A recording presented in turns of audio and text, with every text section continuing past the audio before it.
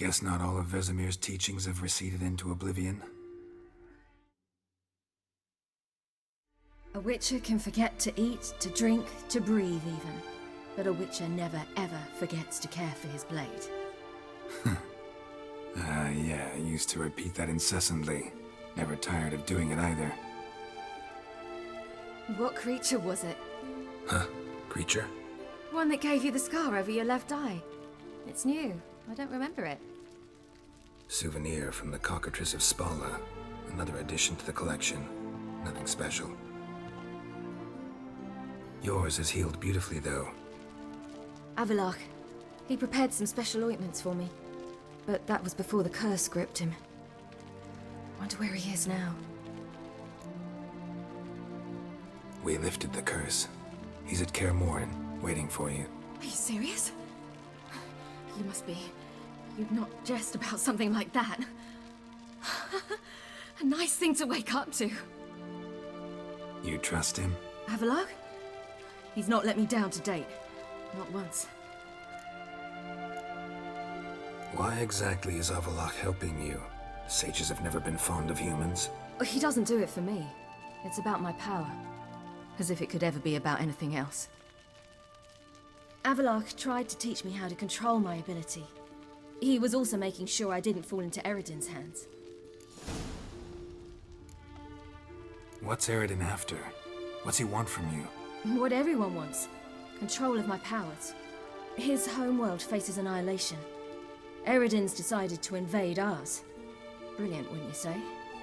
Can't achieve much on his own, so he needs to bring an army. Except his navigators can't possibly move him and thousands of NL between planes. Their abilities won't allow it. Whereas yours will. Exactly. And if I die in the process, well, that's a necessary sacrifice. How'd you ever start traveling with Avallac'h?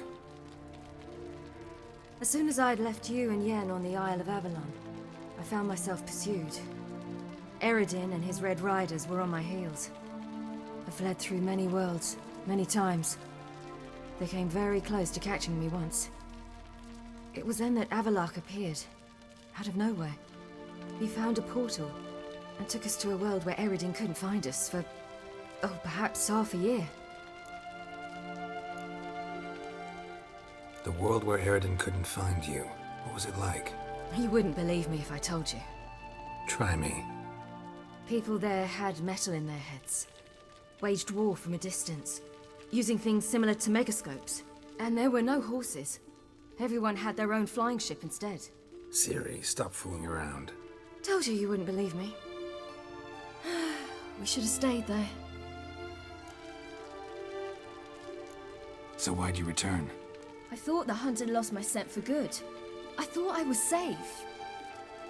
Besides, I wanted to find you. You and Yennefer. You were looking for us, we were looking for you. Times I thought you were just a step away. Other times, felt like I was going around in circles. I'm not surprised.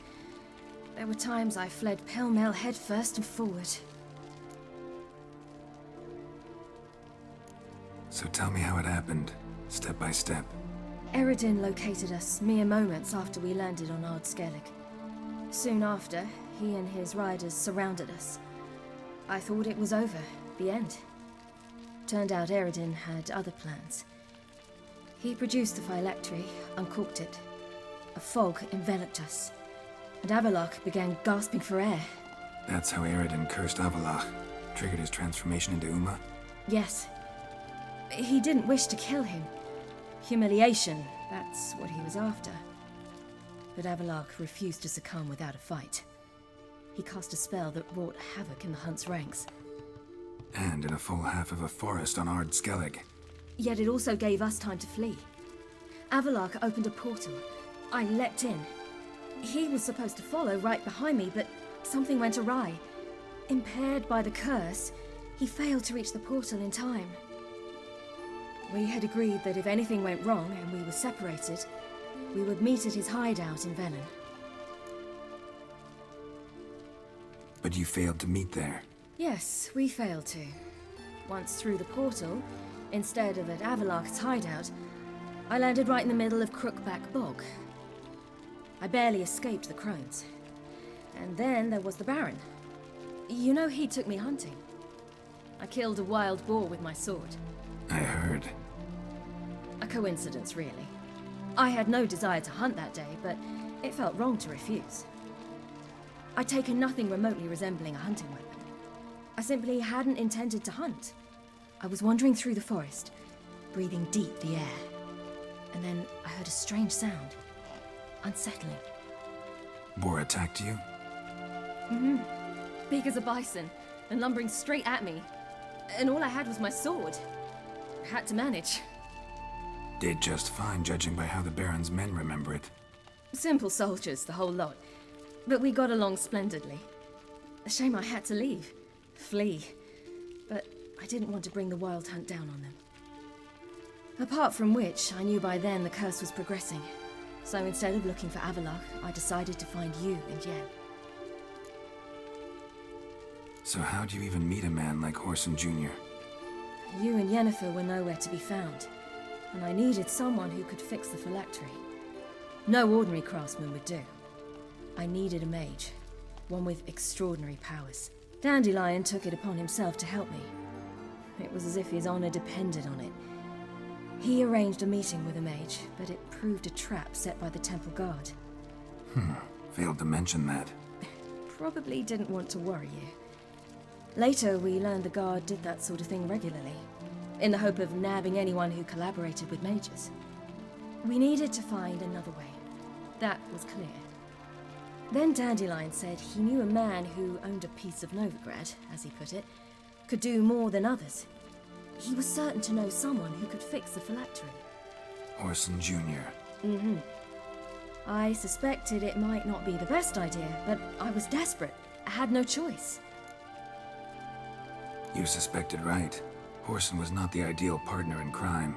Damned simpleton got it in his head that we cheated him and kidnapped Dudu. Who you promptly freed only to have to flee to Temple Isle. Great idea. We hadn't planned it. Had no time to consider. We just bolted. I didn't even realize the guardsmen were driving me into a trap. Suddenly there I was, and I knew I had to disappear. At once. And that's when you landed back in Skellige. The shore of Hindisfjall. The first pleasant place that came to mind.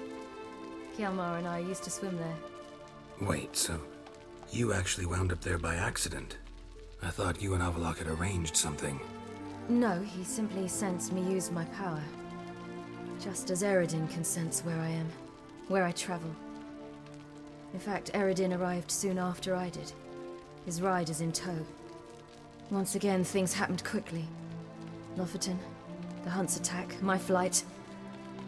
And then, dreams. Just dreams.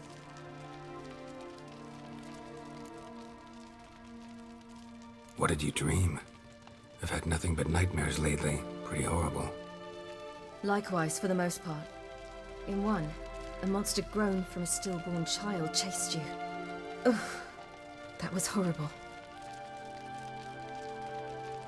I had a few nice dreams.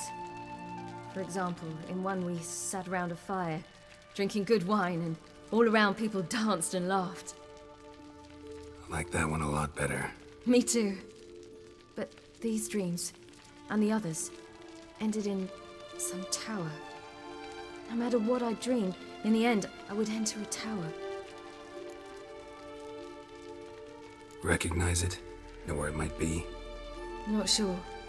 I don't think so, but there was something familiar about it. And something terrifying. The tower was stark and dead. But at the same time, I felt I had to enter it. Did you?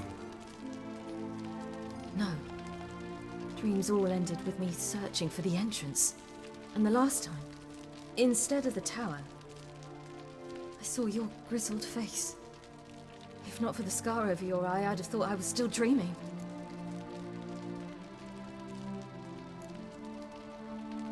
I was afraid you were dead. Found some dwarves here. Said they'd try to wake you, but you were cold as ice and you weren't breathing. And yet you came in. Who listens to dwarves these days? Speaking of which, they're probably getting antsy. We should go. Got a boat on the beach. Once we land, we'll head for Kaer Morhen. On horseback. Right. Conventional means of travel. They're just better. Though a portal would be quicker. And draw Eredin to us immediately. Rather not risk it. Besides, I hate portals.